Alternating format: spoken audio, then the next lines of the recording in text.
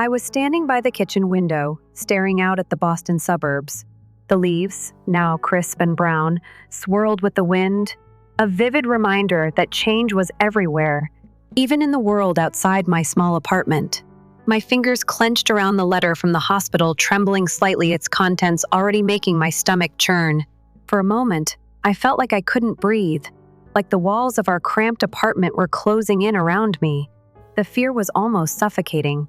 "Mom!" I finished my homework. Oliver's excited voice snapped me out of my thoughts. My 8-year-old son, his bright blue eyes sparkling, ran into the living room, his brown hair falling just a bit too long over his forehead. I stuffed the letter into my pocket before he could see it. His innocent smile softened my expression. How could I tell him? How could I explain what the doctor had said?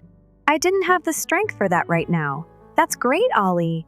You worked really hard today," I said, settling onto the couch next to him and glancing over his math workbook. He beamed, proud of himself, and I smiled back, but it felt hollow.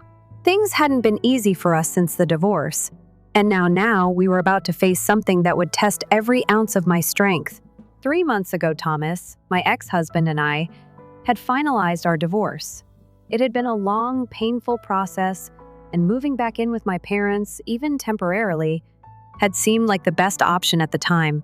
Our tiny apartment might not have been much, but it was ours.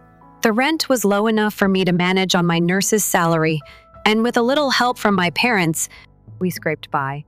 Oliver had adjusted, but I could see the tension building in him. He was a smart boy, too smart for his own good sometimes. It didn't take much for him to sense that visits to my parents' house were a source of stress for me. My mother, Carol, had never exactly been the warm and loving type. She was a woman of perfection, always striving to maintain a perfect image, and my divorce had shattered that image. To her, I was a failure. To her, Oliver was the problem child. We were a blemish on her perfect life. "Are we going to Grandma and Grandpa's tomorrow?" Oliver asked, his voice a bit too tentative. I could tell he was worried about how I'd react. "Yes, we are. It's Sunday, so we're having lunch there," I said, trying to sound reassuring. Oliver nodded, though his eyes told me he wasn't convinced. He had picked up on the tension, too. "Go get ready for your bath, and I'll start heating up dinner," I told him, trying to distract us both from the weight of the moment.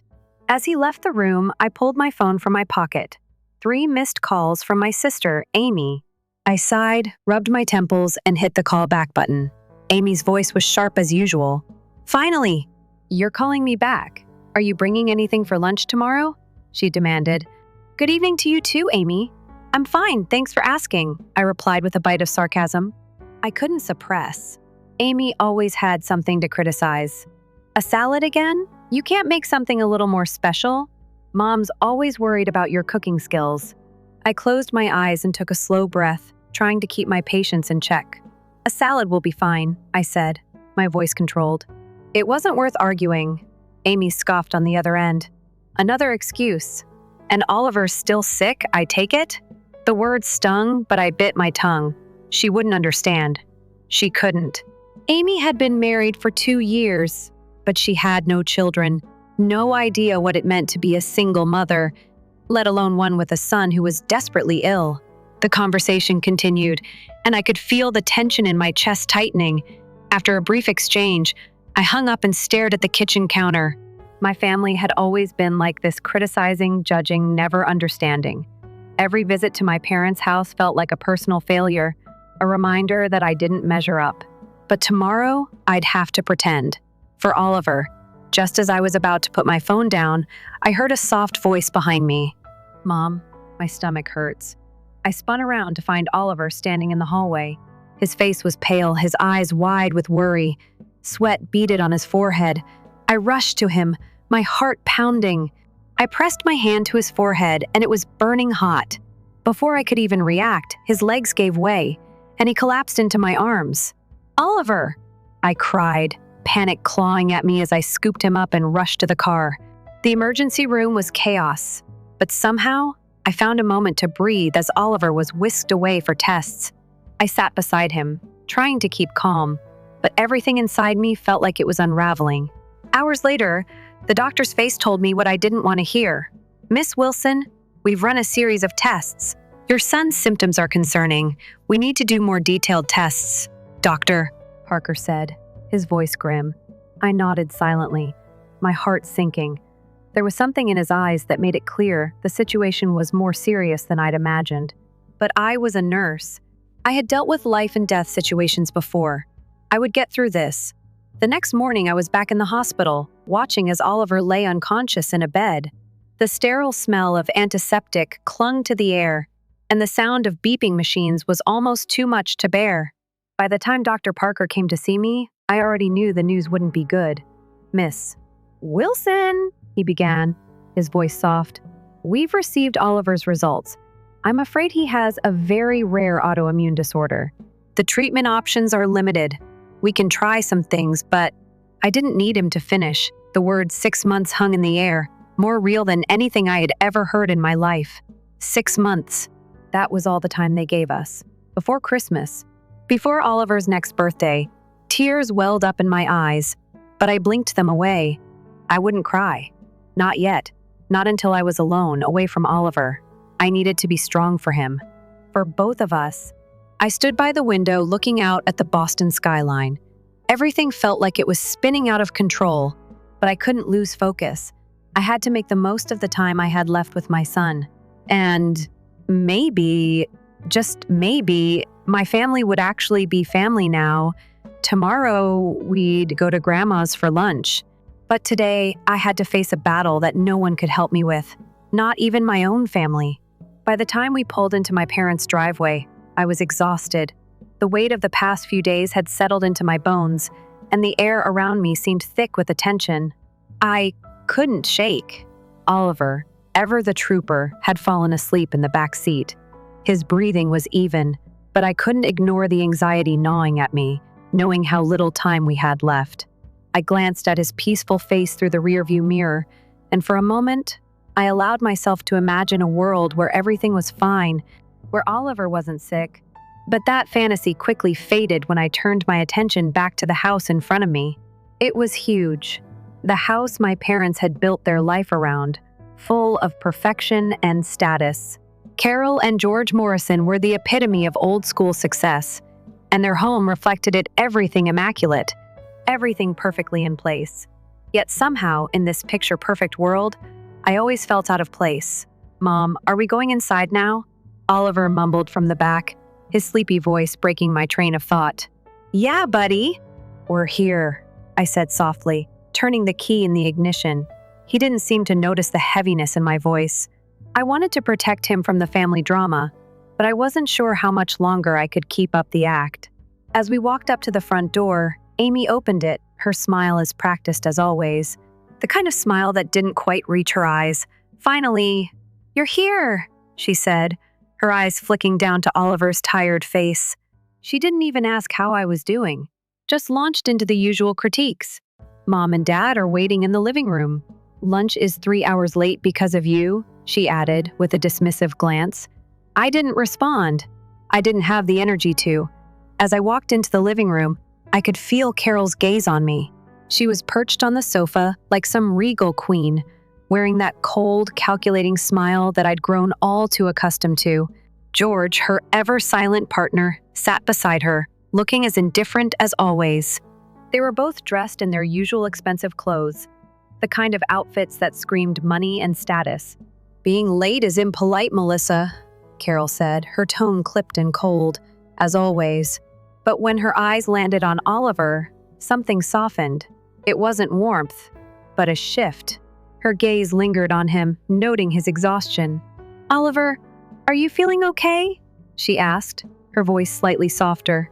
I could see the judgment behind her eyes, but I also saw that she was trying barely to be concerned. I wasn't fooled.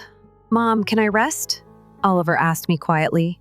I could see it in his eyes, the discomfort of being in this house, surrounded by people who never made him feel welcome. Of course, I said, giving him a gentle push toward Amy. Go rest in Aunt Amy's room. Amy reluctantly nodded, guiding him upstairs. I turned back to face my parents, steeling myself for the conversation that was about to unfold. Everyone, I have something important to tell you, I began, trying to keep my voice steady. Carol's smile faltered, and I could see the subtle shift in her demeanor. George, as always, was unreadable, his face a mask of indifference. Oliver had been to the ER just days ago, and I had been dreading this moment, dreading the point when I'd have to tell my family the truth. The test results. The diagnosis. Oliver's test results came back, I continued, my voice tight but controlled. He has a rare autoimmune disease. The doctors have said treatment options are limited, and he has about 6 months to live. I watched the room fall into stunned silence. The air thickened, and I felt as though I couldn't breathe. Carol's face went pale, her hand lifting to her mouth in disbelief. George's frown deepened, but he didn't say anything. Amy, sitting off to the side, seemed to be processing the information slowly, her expression unreadable. 6 months? Carol repeated, her voice barely above a whisper. Is there really nothing you can do? I felt the weight of the room press down on me. There are experimental treatments. We'll try everything we can, but the success rate is low. The cost will be high. There's a lot that insurance won't cover. George's voice finally cut through the silence.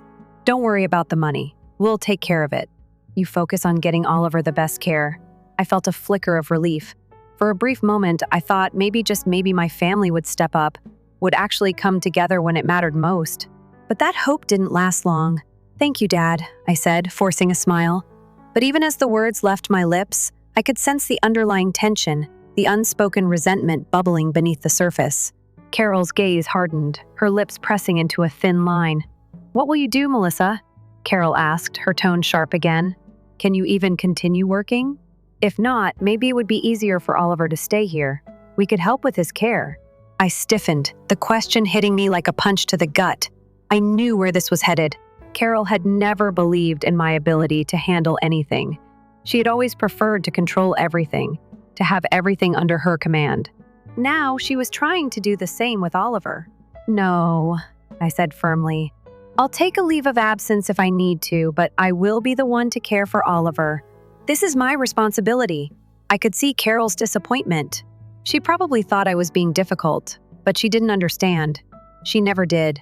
She never understood how hard it was to be a single mother, to balance everything on your own, to fight for your child's future when everything seems stacked against you. She never understood that Oliver was my world. After dinner, Amy pulled me aside into the kitchen. I could feel the tension crackling in the air between us. Melissa, she began, her voice low, how are you really going to handle this? A single mother, no support. It's going to be too much for you. It's going to wear you down. I didn't respond right away. I wasn't sure what I could say. Amy's voice always had a way of cutting through me, her words like knives. She paused for a moment, and then in that cold, detached tone of hers, she added, you know, maybe this is a blessing in disguise for both of you. You won't have to deal with all of this. You can finally start over. I froze. The words hit me harder than anything I'd heard in a long time. I wanted to shout, to scream at her, to tell her just how wrong she was. But instead, I swallowed the anger and the hurt. No, Amy, I said quietly, my voice tight. You're wrong. Oliver is my everything. I don't need a new life. I just need him. Amy looked at me, her expression softening for a moment. But I didn't care. I had heard enough. Let's get back to dinner, I muttered, turning toward the dining room. Later, as we all gathered around the table, Carol raised her glass, her voice suddenly cheerful, almost too cheerful. I'd like to make a toast, she said, her eyes briefly meeting mine. To family, to health, and to facing the challenges ahead. I could feel the weight of her words. Was she toasting to me? To Oliver? Or was she toasting to the idea that this would all be over soon? The dinner felt suffocating, each bite of food heavy in my mouth. I barely tasted it. I kept my eyes on Oliver, who sat across from me, happily chatting with his cousins, unaware of the tension swirling around him. But then, as the conversation shifted, Carol raised her glass again, this time with a wicked smile playing on her lips. Let's toast to Melissa and Oliver, she said, her eyes gleaming with something I couldn't quite place, to the courage they've shown. And then, almost casually, she added, let's toast to the reality 6 months to live. The words hung in the air like a lead weight. The entire table fell silent, the atmosphere shifting in an instant. Carol's words had been a joke, but the cruelty in them was undeniable. It felt like a punch to the gut. Oliver looked up at me, confused. "Mom, what did Grandma mean?" I didn't know how to answer him. How could I explain what my mother had just said? How could I explain that, for her, Oliver's life had become nothing more than a burden? I felt the anger rising in me, boiling over, but I swallowed it down. For Oliver's sake. We couldn't stay here. Not with people who saw his illness as a countdown, not with family who seemed to be counting the days until he was no longer in the picture. "Let's go, Ollie," I said, my voice shaking but steady. "We're done here." I stood up, my heart pounding in my chest, and as I led Oliver out of the room, I heard Carol's voice behind me, calling out, trying to stop me, but I didn't care anymore. I had made my decision. There was no turning back. As we left my parents' house that night, the cold air hit my face like a slap, but it was a relief. It was the first time in what felt like forever that I felt like I could breathe. The drive home was quiet, and in the rear-view mirror, I could see Oliver staring out the window, his small face lost in thought. He hadn't said much since we left the house, but I could feel the weight of the day pressing down on him, just as it was on me. "Mom," Oliver said, his voice soft, almost hesitant. "Are we not going to Grandma and Grandpa's house anymore?" I glanced at him through the mirror, seeing the confusion in his eyes. It broke my heart. How was I supposed to explain all of this to him? He was just a kid. He shouldn't have to carry the burden of my family's coldness. "We're not going back there for a while, buddy," I said, my voice steady despite the knot in my stomach. "But it's okay. We've got our own path now." Oliver didn't ask any more questions after that. I could tell he didn't fully understand, but he trusted me, and that was enough for now. He didn't have to understand. I just needed him to feel safe. I needed to make him feel like the world was still a good place, even when it felt like everything was falling apart. When we got home, I tucked Oliver into bed, brushing his hair back from his forehead. His small body curled up under the covers. He was already drifting off to sleep, his breathing soft and even. I kissed his forehead and whispered a promise to him that I wasn't sure I could keep, but I needed him to hear it. "I'm going to make sure you're okay, Ollie. I'll do whatever it takes." After I left his room, I went into the kitchen, my hands shaking as I grabbed the stack of bills and paperwork from the table. The medical costs, the insurance forms, the bills I could barely pay on time. I sat at the table, staring at the pile, my mind racing, trying to calculate how to make it work, how to make enough money, how to find a way to keep us afloat while I cared for Oliver. But the more I stared at the papers, the more the weight of it all pressed down on me. I couldn't do this alone, not like this. I'd been trying to juggle everything work, Oliver's care, my broken family, all the while pretending like I was managing. But the truth was, I was drowning. I needed help. I needed more than just money. I needed answers.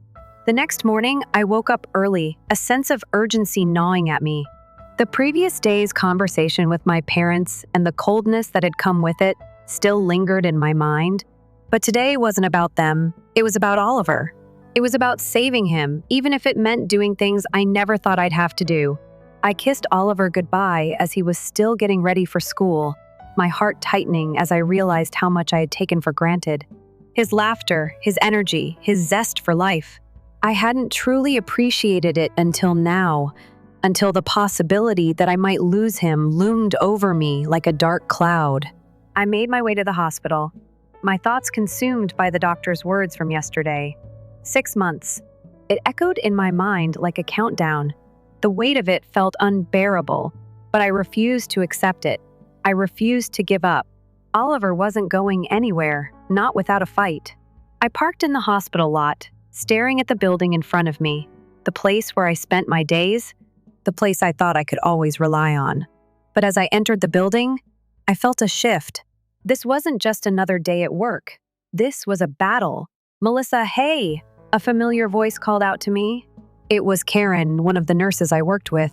She was always upbeat, always seemed to have it all together. But when she saw my face, her smile faded. "You okay?" "You look exhausted." I nodded, forcing a smile. "Just tired. It's been a rough week." Karen studied me for a moment, and I could see the concern in her eyes. She'd known me long enough to know that when I said rough week, I meant more than just a bad shift. "You want to talk about it?" she asked, her voice low. I shook my head. "Not right now, but thanks." She didn't press further, though I could see the sympathy in her gaze. She didn't know the whole story, but she didn't need to. I had too much on my plate already to burden her with it. The day dragged on, but every moment felt heavier than the last. By lunchtime, I was mentally exhausted, trying to push through the fog in my mind. But then, during my break, I got a call. It was from the hospital in Rochester. The place I had been trying to get Oliver into for a second opinion. "Miss Wilson, this is Dr. Martin from the Mayo Clinic," the voice on the other end of the line said. "We've reviewed your son's medical records, and we'd like to bring him in for an evaluation. We've had a cancellation, so we can see him tomorrow morning at 9 a.m. I felt a rush of hope flood through me. Tomorrow, a new possibility, a second chance. "Thank you," I said, my voice barely above a whisper. "We'll be there."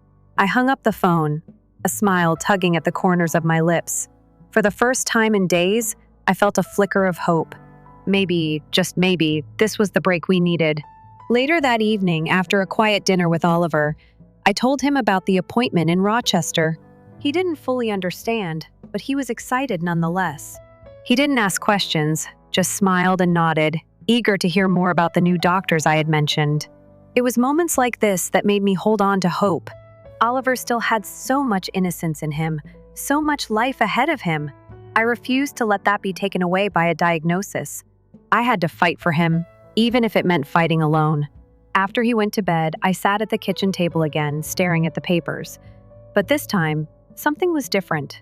I wasn't just thinking about the bills or the logistics. I was thinking about what it meant to truly live, to truly fight for someone. And as the night wore on, I made a decision. A big one. The next morning, I got up early. Oliver was still asleep, and I used the quiet moment to prepare.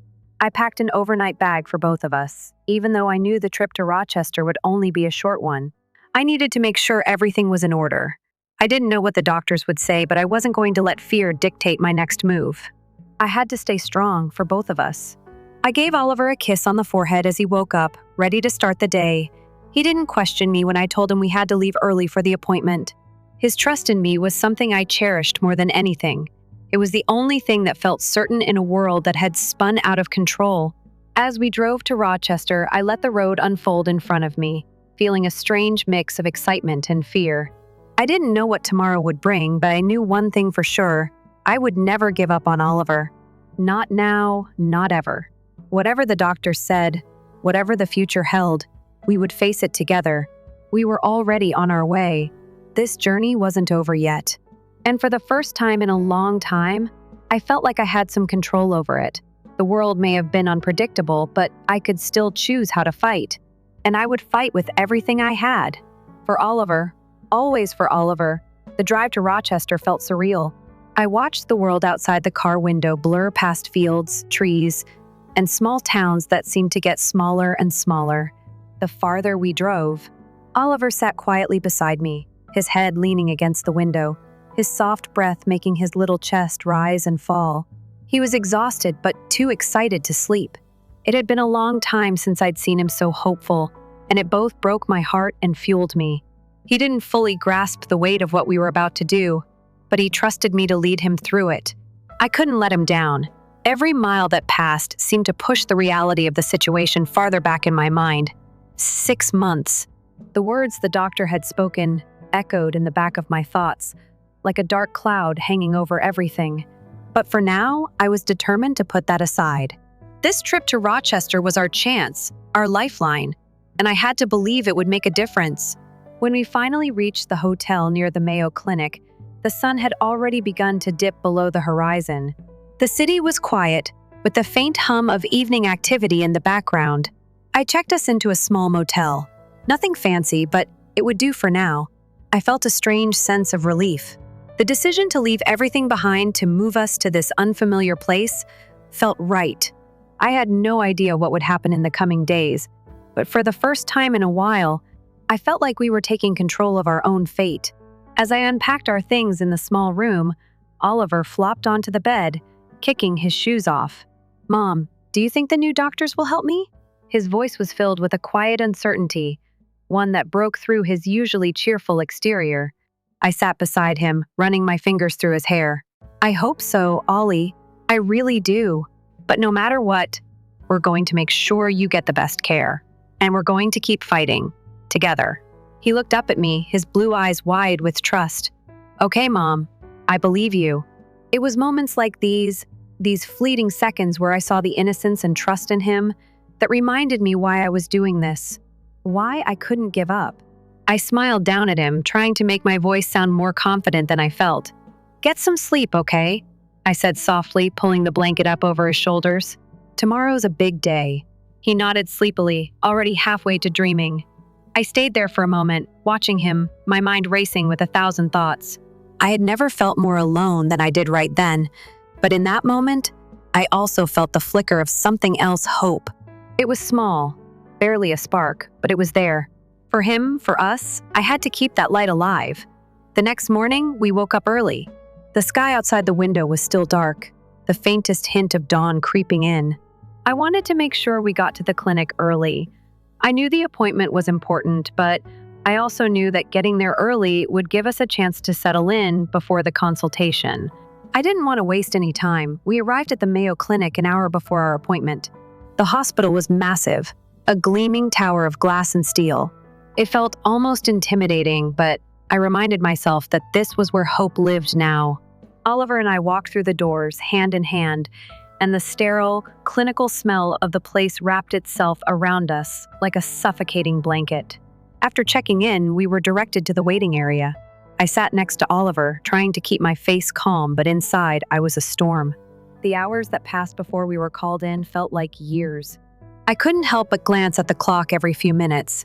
Oliver was quiet, flipping through a magazine in his lap. He had always been a quiet child, but today there was something different about him. He seemed older, as if the weight of everything was beginning to sink in. Mom, he said, softly, breaking the silence. Do you think the doctors here will make me feel better? I looked at him, my heart swelling with a mix of sadness and determination. I hope so, Ollie. I really hope they do. But deep down, I wasn't sure. The truth was, I had no idea what would happen next. I had spent so many nights wondering if I could trust the doctors here, if they had something that could really help him. But all I could do was hope and fight. Finally, the nurse called us back. I stood up quickly, trying to keep my composure. My hands were clammy, my heart racing. We followed her down the long hallway, past rooms full of patients and the faint hum of medical machines. The sense of urgency in my chest grew with each step. I tried not to think about what was to come, about the possibility that this might be our last chance. We entered the examination room, and I helped Oliver onto the examination table. He sat there, looking so small in that big room, his feet dangling above the floor. The nurse took his vitals, asking him questions that made him fidget, but he answered dutifully. I stood by, trying to keep my anxiety hidden behind a calm exterior. Then the door opened, and a woman in a white coat stepped in. She had dark, curly hair, and her eyes were warm but focused. She introduced herself as Dr. Martin. Good morning, Miss Wilson. I've reviewed Oliver's medical records, she said, smiling at me. Let's take a look at him now and see what we can do. I nodded, feeling a spark of hope rise within me. Maybe this would be the turning point. Maybe this was the place where we'd find a way forward. The consultation lasted an hour, Dr. Martin was thorough, asking questions, taking notes, and running some quick tests on Oliver. She didn't rush, and for the first time in days, I felt like someone was truly listening to me. Every answer I gave, every concern I expressed, she took seriously. It was a relief, but it also made me realize how little I had felt truly heard in the past few months. When the tests were finished, Dr. Martin sat down across from me. She looked at the papers in front of her, her fingers tapping thoughtfully on the table. Miss Wilson, she began, I can't promise you miracles. Oliver's condition is serious and the treatments we have are still experimental. But I want to be clear. We've seen some progress with these therapies in cases like his. My heart skipped a beat. Was there hope? Was this the breakthrough we'd been waiting for? We can start him on a new treatment regimen, Dr. Martin continued, her voice measured but filled with the promise of something more. It's not guaranteed, but there's a chance it could help him. I didn't have to think twice. We'll do whatever it takes, I said, my voice firm. Whatever it costs, whatever it takes, Dr. Martin nodded. I understand. I'll make sure we get started right away. That night, after everything had been settled and Oliver was asleep, I sat in the hotel room alone. The quiet was deafening. I had made decisions that would change our lives forever, and for the first time in a long time, I felt a strange calm settle over me. This wasn't just about Oliver's health anymore. This was about us taking control, about refusing to let anyone, family, doctors, anyone define what our future would look like. We were on our own path now, and whatever it took, we were going to fight. Together. The road ahead would be difficult. The treatments would be hard. The challenges would be endless. But tonight, as I sat in the darkness, I finally felt like I had found my strength again. And I knew, without a doubt, that I would never give up on Oliver. Tomorrow, we would begin our new journey, and I would make sure that whatever the outcome, we would face it together. Because in the end, it wasn't about the treatment or the doctors. It was about love, about fighting for the people who mattered most. And I would fight for him until my last breath. The following days in Rochester were a blur. I felt like I was constantly in motion between hospital visits, medication schedules, and making sure Oliver was comfortable. There was no time to rest. And yet, even in the whirlwind of activity, I couldn't shake the feeling that something had shifted. Dr. Martin's words about Oliver's treatment were a beacon of hope, but they were also a heavy burden. The treatments were grueling, and the uncertainty of the outcome hung over us like a storm cloud, never quite dissipating. Oliver handled the treatments better than I expected. He was brave, his resilience impressive in ways I couldn't have imagined. He never complained as they inserted IVs or adjusted the machines, but I saw the weariness in his eyes, the way his energy slowly drained. I had to remind myself every single day that this was a battle we had no choice but to wage, no matter how exhausting it became. At night, I would sit by his bedside, holding his hand, watching his labored breath, praying that he would be okay. I couldn't allow myself to show weakness in front of him. If I faltered, he might think it was okay to give up too. But inside, my heart was breaking, piece by piece. The phone calls with my family had become increasingly strained. My parents' voices were more distant now. Carol would call occasionally, asking for updates, but her concern felt more like obligation than genuine care. George remained silent, as always. Amy had called once, and we had a brief conversation, but the edge in her voice was sharper than ever. She didn't understand why I had taken Oliver so far away from them, away from their world. "Why are you doing this, Melissa?" Amy asked during one of our calls. "This is crazy. You can't just drop everything and run off to Rochester. You need to face reality. You can't hide from it forever." I had tried to explain to her why I needed to be here, why I needed to fight for Oliver's future, but her words stung. She was right in some ways. The reality of our situation was inescapable. But I wasn't running from it. I was fighting it, and I wasn't going to apologize for that. After I hung up, I sat in the small motel room, the weight of it all pressing on me. My family didn't understand, didn't see the depth of the fight I was in. They saw a woman running away, hiding from her responsibilities, but they didn't see the truth that I was doing everything I could to save my son. And maybe they never would. A week later, after Oliver had started the experimental treatment, I noticed small changes in him. His energy levels were higher, and though the side effects were still hard on him, he seemed to be handling it better. But it wasn't just the treatment, it was the environment. For the first time in a long time, Oliver was surrounded by people who saw him for who he was. The nurses and doctors at the Mayo Clinic were kind, attentive. They listened when I voiced concerns, and they didn't brush off his symptoms like my family had done. They took him seriously. They treated him like he was worth fighting for. One morning, as we were waiting for his next round of tests, I caught a glimpse of him in the hospital corridor. He was laughing with another child his age, the sound of his laughter pure and unburdened. For a second, it felt like we were just a normal family, sitting in a waiting room, waiting for an appointment, nothing special about it. But then, reality hit again. My son was still gravely ill. This was still our fight, and we still had a long way to go. Later that day, I received a call from Dr. Martin. She sounded optimistic but cautious. Miss Wilson, I've reviewed Oliver's recent results, and there's some improvement. It's not a cure, but we're seeing positive changes in his condition. His antibody levels have started to drop, which is a good sign. For the first time in what felt like months, I allowed myself to feel a little bit of relief. The words positive changes were a balm to my soul, but I knew better than to get too comfortable. The road ahead was still uncertain, and there was no guarantee that this was going to last. I'm glad to hear that, Dr. Martin. What comes next? We'll continue the treatment, but we need to monitor him closely. I want to bring him in for another round of tests in 2 weeks. If things continue to improve, we might be able to start tapering off some of the medication. But for now, we need to stay the course. I understand, I said, my voice steady. Inside, though, I felt something I hadn't felt in a long time: hope. Real hope. The kind that made me believe we had a shot at winning this battle. The next 2 weeks passed in a blur of treatments, tests, and sleepless nights. But with each passing day, I saw Oliver's energy returning. His face wasn't as pale. He was smiling more, laughing, even playing with the other kids in the hospital playroom. It was small progress, but it was progress nonetheless. One afternoon, after a particularly long day at the clinic, I walked back to the motel room with Oliver, both of us exhausted but hopeful. He smiled at me as we entered the room, his usual cheerfulness lighting up his face. "Mom, can we go out for ice cream tonight?" he asked, his eyes wide with excitement. I laughed softly, brushing his hair back.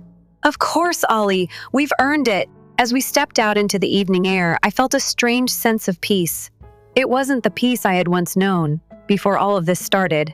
It wasn't the peace of having everything figured out, but it was the peace that came from knowing we were on the right path. It was the peace that came from seeing my son smile again, seeing him regain some of the life that had been drained from him. We sat at the small ice cream parlor, laughing over our cone selections. And for a few hours, it felt like we could forget the doctors, the treatments, the fear of what might come next. For those few moments, it was just me and Oliver, the way it was always supposed to be. That night, as I tucked Oliver into bed, I found myself staring at the ceiling, listening to the sound of his steady breathing. The progress we had made was real, but I knew it wasn't permanent. We still had a long road ahead, but for the first time in what felt like years, I wasn't afraid. I was ready to fight for him, no matter what it took. The next day, I made a decision. I would stop running. It wasn't just about the treatment anymore. It was about us, about me finally accepting that. For all the fear and uncertainty, I couldn't let the past dictate my future.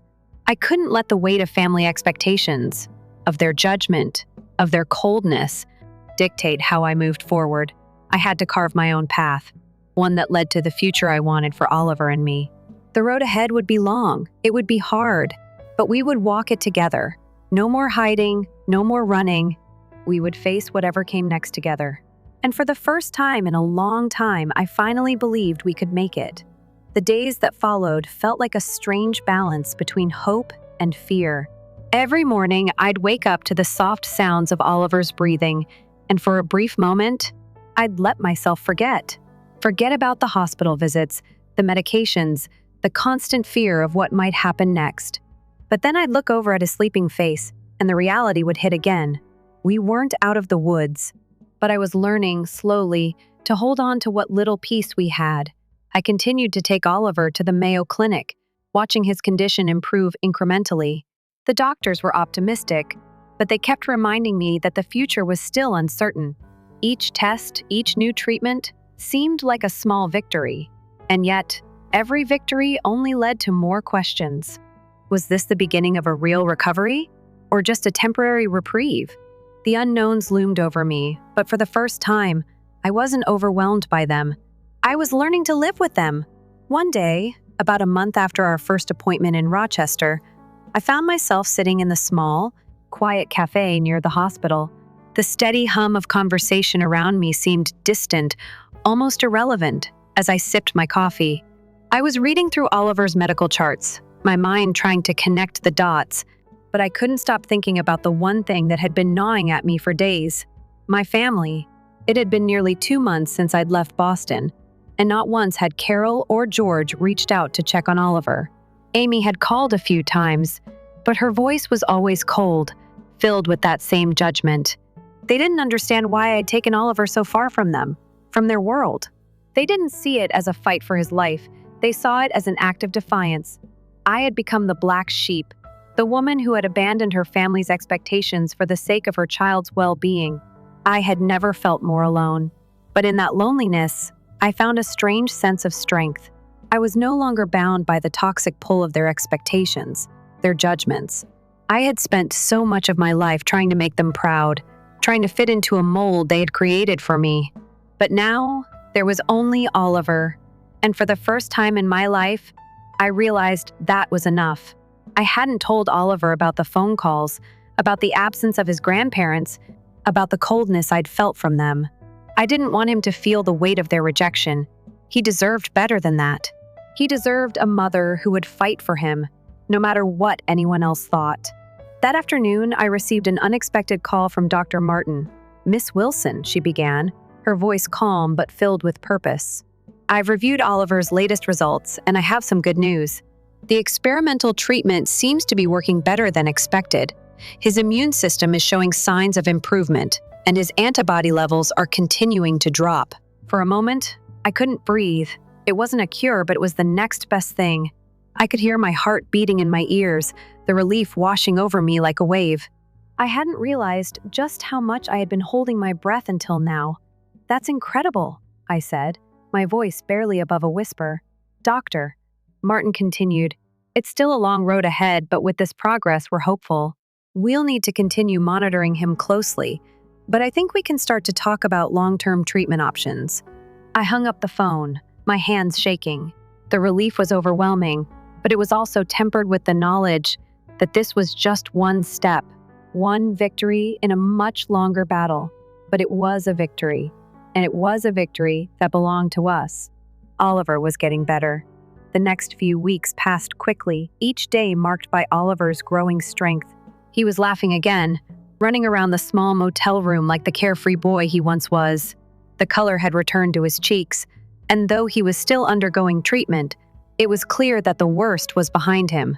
And yet, with every sign of progress, a part of me couldn't stop worrying. I had spent so much time living in fear, expecting the worst, that I had become used to the idea that things could change in an instant. But now I had to learn how to let go of that fear, to embrace the possibility that maybe, just maybe, we were going to be okay. Oliver's birthday was just around the corner, and though it felt like we had barely escaped the darkness, I wanted to make it special. I wanted him to know that despite everything we had gone through, he was still my little boy, still deserving of all the joy the world had to offer. I started planning a small party, nothing extravagant, just a few decorations, a cake, and a few of the hospital staff who had become like family to us. It wasn't much, but it was enough. It was perfect. And for the first time, I wasn't consumed by fear. I wasn't looking over my shoulder, waiting for the other shoe to drop. I was simply living in the moment, living in the love I had for my son. The morning of Oliver's birthday arrived, and the hospital room was filled with balloons and streamers. Oliver's eyes lit up as he walked in, his mouth forming a wide grin when he saw the decorations. I had promised him a party, and I had delivered. "Mom, this is the best birthday ever!" he exclaimed, running over to me and throwing his arms around my neck. I laughed, hugging him tightly. "I'm glad you like it, Ollie." The hospital staff joined us, bringing in gifts and cards. For a few hours, it felt like we were in our own little world, one untouched by the fear and the uncertainty that had plagued us for so long. It was just us, surrounded by people who cared, who had seen us through this journey. As the party went on, I watched Oliver blow out the candles on his cake, his wish unspoken but clear. He wanted to live, he wanted to keep fighting, and that was enough for me. Later that evening, as I sat by his bedside, watching him drift off to sleep, I found myself thinking about everything we had been through. The past few months had been the hardest of my life, but they had also been the most defining. I had learned what it meant to truly fight for someone you loved. I had learned that, no matter what anyone else said, I could choose my own path. And I had chosen Oliver. I had no idea what the future held. Maybe it would be filled with more battles, more uncertainty, but it would also be filled with love. And as long as I had that, I would keep fighting. For him, always for him. The road ahead was still long, but it no longer felt impossible. We had come this far, and together, we would continue moving forward. And this time, I wouldn't be afraid of what might come. I would embrace it, because I knew that with Oliver by my side, there was nothing we couldn't face. The fight wasn't over, but we were winning, and that was all that mattered. Back in the quiet of the motel room that night, I stood by the window, looking out at the lights of Rochester in the distance. For the first time in a long time, I didn't feel alone. I didn't feel abandoned. I didn't feel like I was fighting in vain. I had Oliver, and that was enough. "We're going to be okay, Ollie," I whispered, as if saying it aloud would make it true. And in my heart, I knew it was. Story 2. The morning light was shining through the window as Eleanor Washington prepared chocolate chip pancakes for her son Jacob in the kitchen. The little flat was filled with the delightful smell of pancakes, and then the sound of an 8-year-old boy's footsteps could be heard in the corridor. "Greetings, Mother." Jacob's eyes were drowsy, yet his speech was upbeat. "Jay, good morning." Placing a perfectly round pancake in front of her kid, Eleanor grinned. "Try your hardest in class today." With a naive nod, Jacob covered his pancakes with syrup.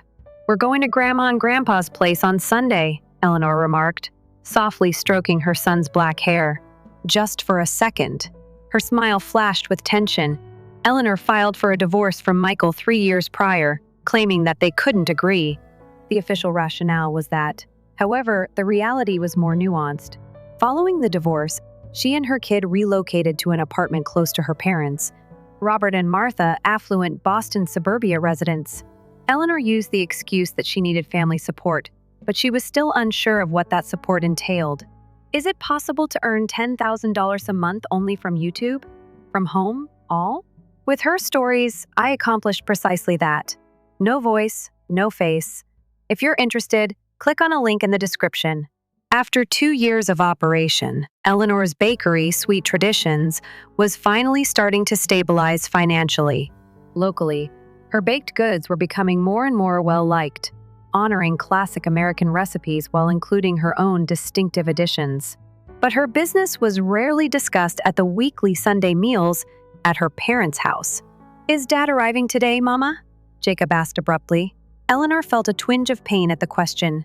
"Dad isn't coming today, sorry," to which Eleanor replied calmly. "He's busy."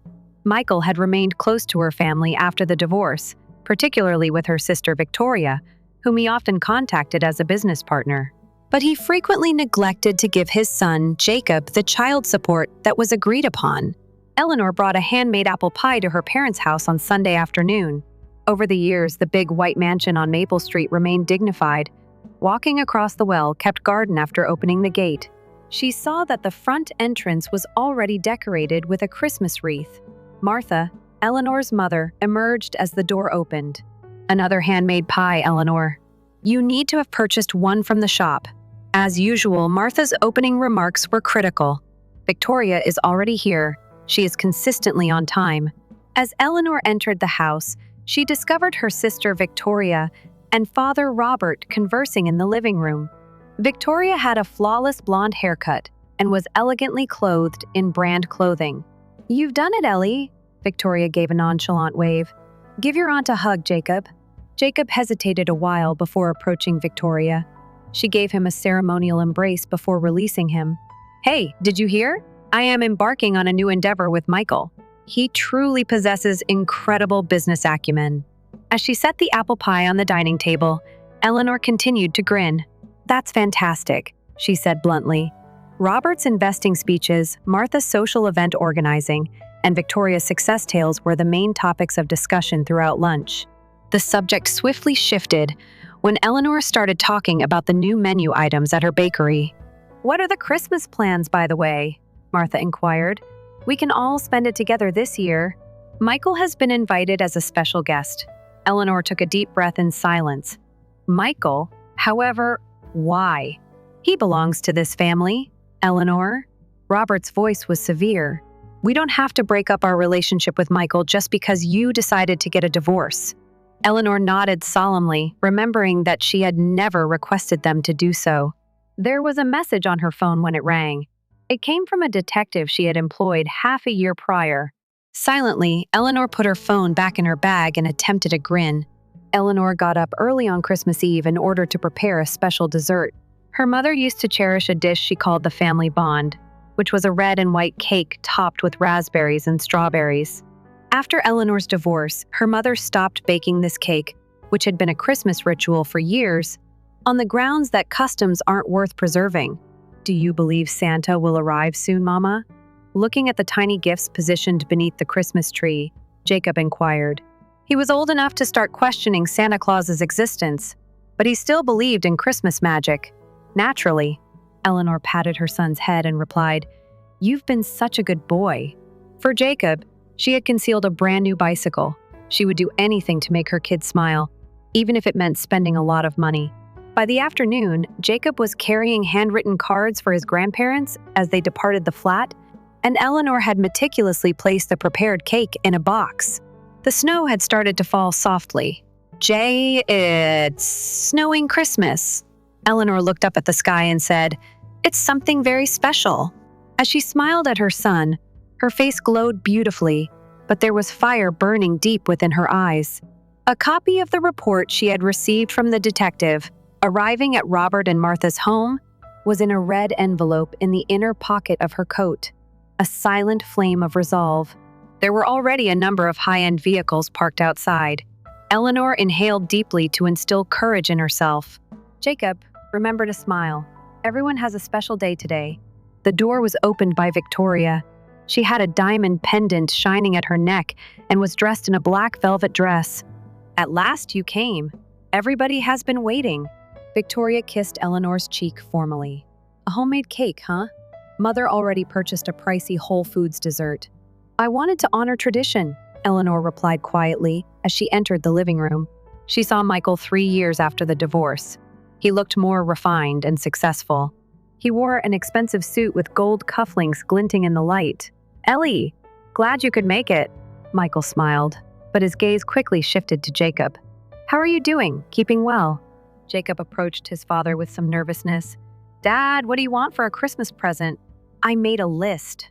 Michael lightly patted his son's head, but his eyes were already searching for Victoria. "Sure, show me later," he said as he took a champagne glass and walked toward Victoria on the other side of the room. Eleanor's heart ached, seeing her son's hurt expression, but she quickly brightened her voice. "Jacob, let's go say hi to Grandpa." At supper, an elaborate roast beef and Christmas ham were presented, and the table arrangement was magnificent. Eleanor sat next to her mother, and Jacob was seated opposite next to his father. However, Michael barely looked at his son, engrossed in conversation with Victoria. "Everyone, we have something special to celebrate this year," Robert said, raising his glass. Victoria and Michael's new company endeavor has been a huge success. Their real estate investment firm has allegedly achieved record earnings this year. Everyone around the table cheered and offered congratulations. Eleanor didn't miss the meaningful glances exchanged between Michael and Victoria. Her fingers inadvertently stroked the red envelope in her coat pocket. "Eleanor, how's your small bakery?" Martha asked unexpectedly. Her voice usually included a tone of irony. "Is it still breaking even?" "Yes, Mama. Actually, I'm going to build a second site next year," Eleanor responded in a calm manner. "Well, that's good." Martha definitely lost interest and immediately changed the subject. "Victoria, tell us about your ski holiday plans in Aspen." As Eleanor cut the cake, she noticed Michael touch Victoria's hand beneath the table. Something subtly strengthened her determination in that instant.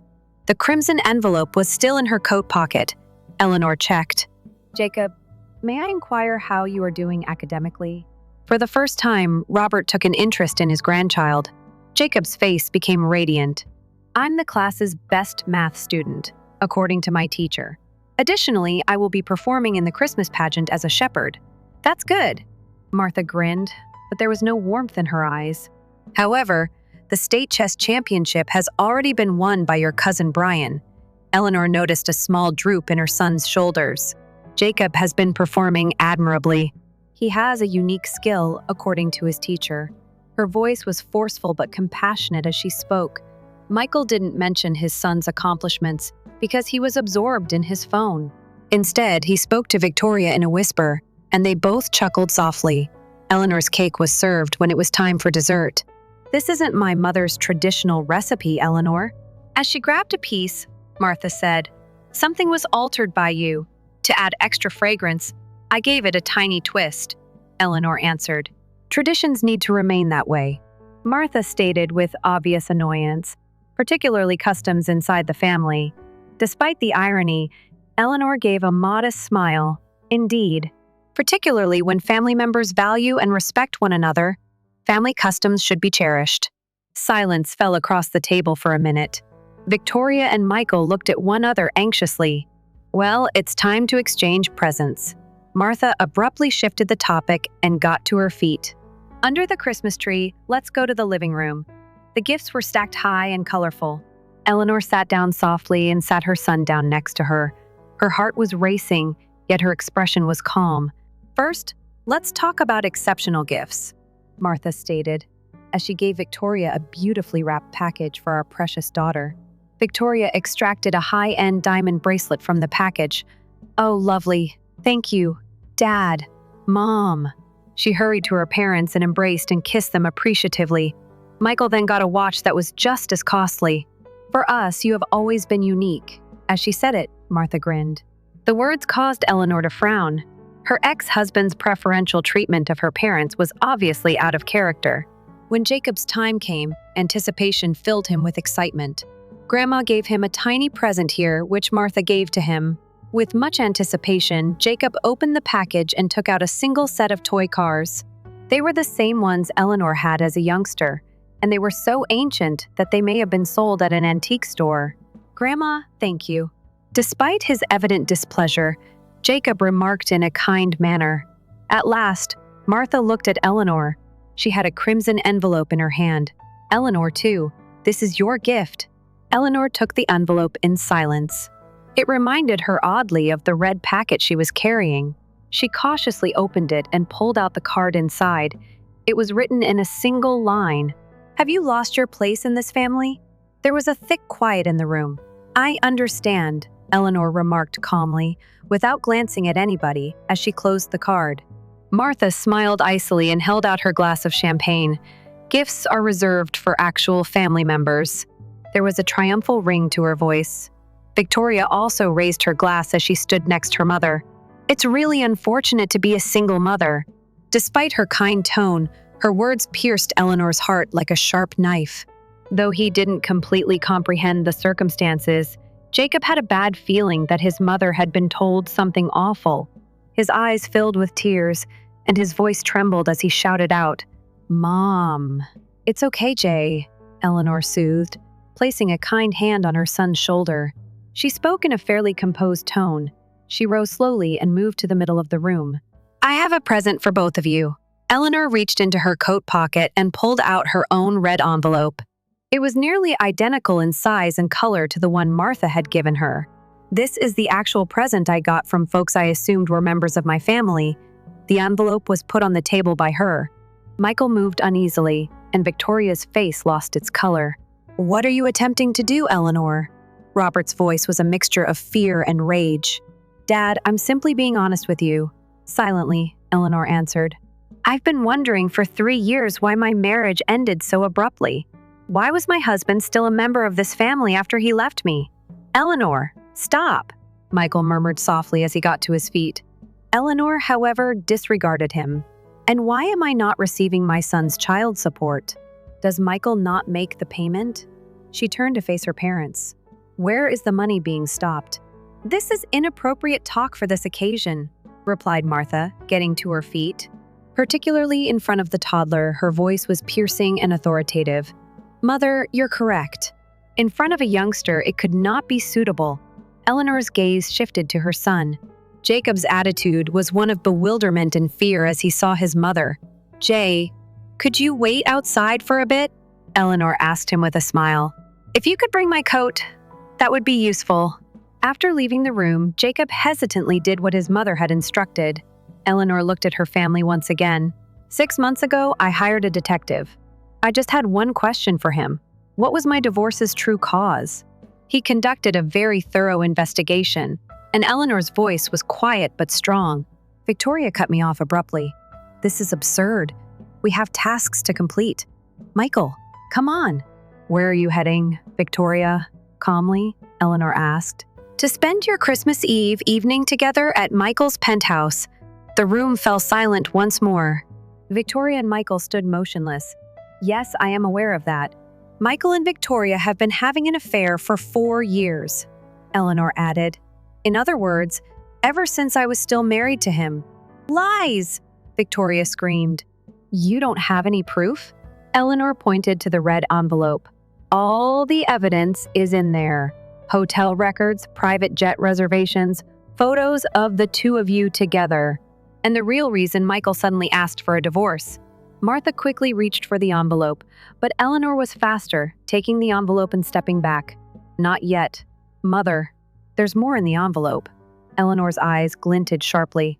For example, records showing that Michael has been properly paying the court-ordered child support. But the reason why that money never reached my account. Robert suddenly stood up and approached Eleanor. Eleanor, stop this now! You don't understand anything. No, Dad, I understand everything. Eleanor looked directly into her father's eyes. Michael gave you the child support and you claimed you would manage it for Eleanor. But in reality, you were using that money for yourselves. That's not true, Martha cried out. We were investing that money for you. For me? Eleanor gave a bitter smile. How for Victoria's new sports car? For your own luxury cruise vacations. The atmosphere in the room grew more tense. Eleanor continued. The envelope contains one more piece of evidence. A recording of your family meeting discussing me, particularly how to push me out of the company and damage the reputation of my bakery. That's not. Robert was at a loss for words. Eleanor slowly placed the envelope back on the table. This is my real Christmas present to you. The truth. What do you want? Michael finally spoke. Money? Eleanor sadly shook her head. No, Michael. I've already gotten what I wanted. I wasn't wrong. All of you betrayed me and Jacob. Jacob returned with the coat. He noticed the heavy atmosphere in the room and looked anxiously at his mother. Let's go, Jay. Eleanor smiled at her son and put her arm around his shoulders. We're each other's only actual family. As they moved toward the door, Eleanor turned back. Read the contents of the envelope carefully and expect to hear from my lawyer. Misappropriation of child support is a felony. Martha moved forward. Eleanor, were your parents? Do you think you can manage without us? Mother, I've been managing on my own all along. Eleanor answered quietly. Blood ties don't always make a true family, and people without blood ties can become true family. As Eleanor and Jacob left the house, her son squeezed her hand tightly. Mama, don't Grandpa and Grandma love us anymore? Eleanor knelt in front of her son and looked straight into his eyes.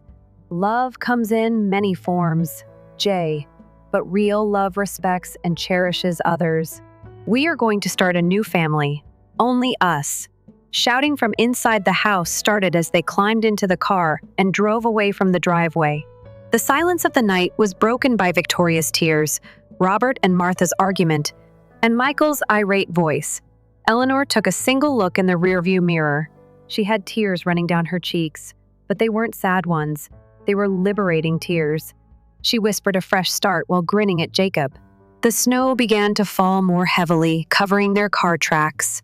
Tonight, Eleanor had become truly free for the first time. An uncertain future lay ahead of her, but at least it was a future shaped by her own choices.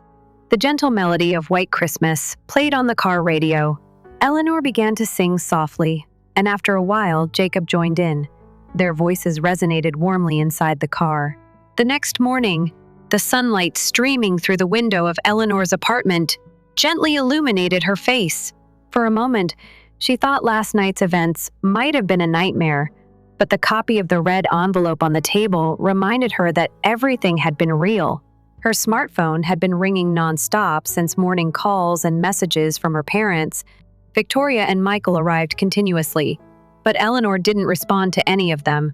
Instead, her first action was to call her lawyer, Susan Chen. Merry Christmas! Susan's voice sounded warm over the phone. She was Eleanor's buddy since undergraduate days and specialized in family law. Susan, I have a request, Eleanor remarked gently last night. I finally utilized the evidence. Your family must have been startled, Susan said a bit hesitantly. Indeed. And now they're desperately trying to contact me, Eleanor said, looking at her smartphone screen. But I don't intend to speak with them directly anymore. I want all communication to go through you. I get it. Can you send all the evidence documents to my office? Susan switched to a professional tone. The child support issue is particularly serious. Misappropriation could become a criminal case. Is that what you want? Eleanor thought for a moment and replied, all I want is justice. The money that should be paid to Jacob belongs to him. Eleanor hung up, went to the kitchen to make hot chocolate, and then went to her son's room, where he was still asleep. Jacob was holding a stuffed animal while he slept soundly. There were still signs of last night's confusion on his little face. Eleanor woke him up with a gentle kiss on his forehead. Good morning, champion. Merry Christmas.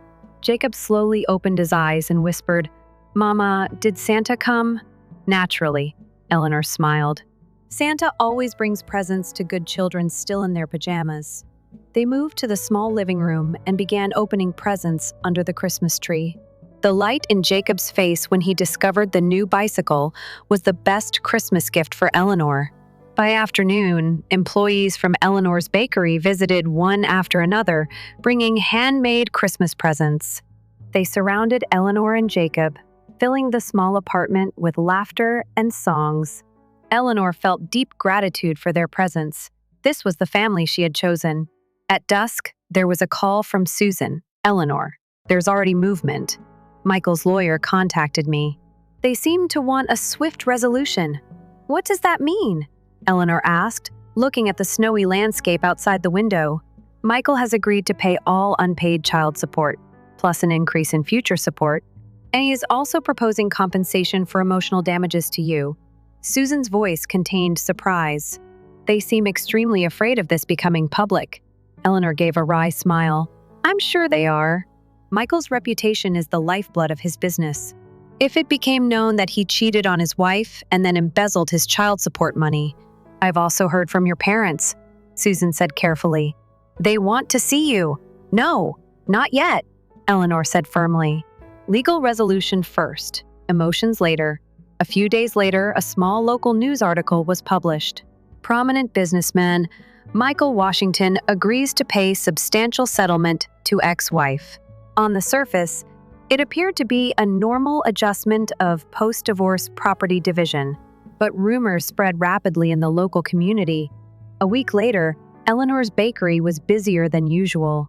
Unexpectedly, many customers were visiting to support her. I'm impressed by your strength, an elderly female customer said. I had a similar experience, but I didn't have the courage to stand up like you did. Eleanor was deeply moved by those words. She realized that her family's shame was actually an experience many people could relate to. A month later, the court ordered Michael to pay all unpaid child support and significantly increase future payments. Furthermore, Robert and Martha were ordered to return the funds they had improperly managed and pay a fine. Eleanor's decision came with costs, complete severance from her former family, and becoming the subject of local gossip. But she was prepared to accept that as spring approached, Eleanor was preparing for the opening of her second bakery location. Investing part of the funds from the legal settlement, her business was steadily growing while kneading bread dough. Eleanor turned at the sound of the doorbell ringing. There stood Victoria. Unlike her previous flashy style, she was dressed simply with minimal makeup. Eleanor, Victoria said hesitantly, can we have a conversation? After thinking briefly, Eleanor replied shortly in the back of the store. The two moved to a small office space. I broke up with Michael, Victoria began. He was different from the person I imagined. Eleanor said nothing, just staring at her sister. I came to apologize to you, Victoria continued in a trembling voice. I don't think I truly understood what I was doing for 4 years. Eleanor's voice was calm, but anger remained in her eyes. I won't make excuses. Victoria bowed her head. I just, if possible, wanted to start over. Eleanor was silent for a while. I might be able to forgive, but I'll never forget, Victoria, she finally said. And it will take time to rebuild trust. I understand, Victoria nodded slightly. I'll wait. That evening, Eleanor picked up Jacob from school. Her son seemed brighter and more confident than before. "Mama, I got a perfect score on my math test today," Jacob said proudly. "That's wonderful." Eleanor hugged her son. "We'll have a special dinner tonight. What would you like to eat?" "Pizza," Jacob answered without hesitation. Eleanor laughed. "Pizza? It is a perfect choice." As they walked hand in hand, Jacob suddenly asked, "Mama, don't Grandpa and Grandma love us anymore?" Eleanor stopped and looked into her son's eyes. "Jay, love is complicated. Grandpa and Grandma do love you, but sometimes adults make mistakes, and sometimes it's hard for them to admit those mistakes. But are we still family?" Jacob's eyes showed anxiety, of course. Eleanor gently touched her son's cheek. "Family isn't just about blood ties. It's about people who cherish and support each other. And we have many such people, don't we?" Jacob nodded with a smile. "Yes. Everyone at the bakery, my friends, my teacher. Yes, exactly." Eleanor smiled. "We're creating our own family, and it's growing a little bit every day." As the evening sky turned red, mother and son headed home, their shadows stretching in the fading light. Christmas 1 year later, Eleanor's new house was in a quiet residential neighborhood near Boston with the success of her second bakery location. She was now recognized as a reputable small business owner locally. Through the window against the snowy landscape, 9-year-old Jacob was arranging presents under the Christmas tree. "Mama, what time is everyone coming?" Jacob asked in an excited voice. 6:00. Oh, we still have plenty of time to prepare." Eleanor answered from the kitchen, where the aroma of freshly baked gingerbread wafted through the air. Tonight was a special night. Eleanor's chosen family, her bakery employees, Jacob's school teacher and lawyer, Susan with her family were invited for Christmas dinner. They were the people who had continued to support Eleanor and Jacob throughout the year. Hearing the sound of mail in the mailbox, Eleanor went to the door. There was a letter with her parents' address from Maple Street. Eleanor stared at the letter for a while before slowly opening it. "Dear Eleanor and Jacob, first, we sincerely apologize for our past mistakes." The letter was filled with apologies from her aging parents, while making excuses that they had been manipulated by Michael and Victoria. They acknowledged their own error in judgment at the end of the letter was written. "Please give us a chance to spend time with our grandson." Eleanor sat by the window, reading the letter over and over. Conflicting emotions were churning in her heart. She knew that while forgiveness was possible, returning to the same relationship as before was impossible. "Mama, what letter is that?" Jacob approached from Grandpa and Grandma. Eleanor answered honestly, "Would you like to see them?" Jacob thought for a while and replied, "Yes, I'd like to, but I know they did bad things." Eleanor was surprised by her son's mature response. "Yes, exactly. People make mistakes and forgiveness is important. But that doesn't mean forgetting everything. But forgiving makes you feel better too, right?" Jacob's words were surprisingly wise.